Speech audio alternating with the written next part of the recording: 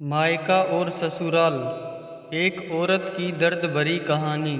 ससुराल में वो पहली सुबह आज भी याद है। कितना हड़बड़ा के उठी थी, ये सोचते हुए कि देर हो गई है और सब न जाने क्या सोचेंगे।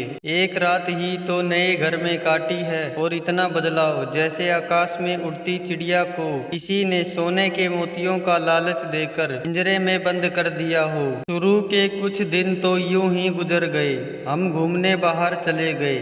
जब वापस आए तो सासू माँ की आंखों में खुशी तो थी, लेकिन बस अपने बेटे के लिए ही दिखी मुझे। सोचा शायद नया नया रिश्ता है, एक दूसरे को समझते देर लगेगी, लेकिन समय ने जल्दी ही एहसास करा दिया कि मैं यहाँ बहू हूँ। जैसे चाहूँ वैसे नहीं रह सकती। कुछ कायदा मर्यादा है जिनका पालन मुझे करना होगा। धीरे धीरे बात करना, धीरे से हंसना, सबके खाने के बाद खाना, ये सब आदतें जैसे अपने आप ही आ गई। घर में माँ से भी कभी कभी बात होती थी। पीहर की याद सताने लगी। ससुराल में पूछा तो कहा गया अभी नहीं, कुछ दिन बाद। जिस पति ने कुछ दिन पहले ही मेरे माता पिता से ये कहा था कि पास ही तो है, कभी भी आ जाएगी, उनके भी सुर बदले हुए थे। अब धीरे धीरे समझ आ रहा था कि शादी कोई खेल नहीं, इसमें सिर्फ घर नहीं बदलता, बल्कि आपका पूरा जीवन ही बदल जाता है।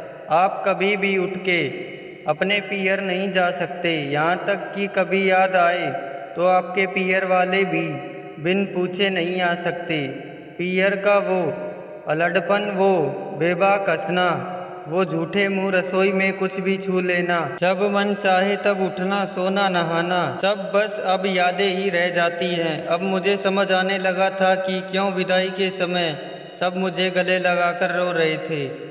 असल में मुझसे दूर होने का एहसास तो उन्हें हो ही रहा था, लेकिन एक और बात थी जो उन्हें अंदर ही अंदर परेशान कर रही थी कि जिस सच से उन्होंने मुझे इतने साल दूर रखा, अब वो मेरे सामने आ ही जाएगा।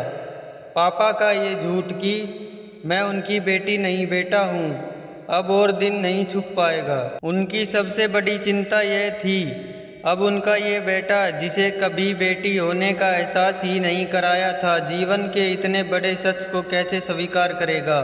माँ को चिंता थी कि उनकी बेटी ने कभी एक गिलास पानी का नहीं उठाया, तो इतने बड़े परिवार की जिम्मेदारी कैसे उठाएगी। सब इस विदाई और मेरे पराये होने का मर्म जानते थे, सिवाय मेरे, इसलिए सब ऐसे रो रहे थे जैसे मैं डोली में नहीं, अर्थी में जा रही हूँ। आज मुझे समझ आया कि उनका रोना गलत नहीं था। हमारे समाज का नियम ही ये है, एक बार बेटी डोली में विदा हुई तो फिर वो बस मेहमान ही होती है घर की। फिर कोई चाहे कितना भी क्यों ना कह ले कि ये घर आज भी उसका है। सच तो ये है कि अब वो कभी भी यूं ही अपने उस घर जिससे मायका कहते हैं नहीं आ सकती है। हजारों समस्याओं और परेशानी आने पर भी उसी को हल करना है, हंसते हुए, गम छुपाते हुए। ब्याह यह तपस्या से कम नहीं है, अनजान जगह को सुधार कर अच्छा बनाने का काम करना।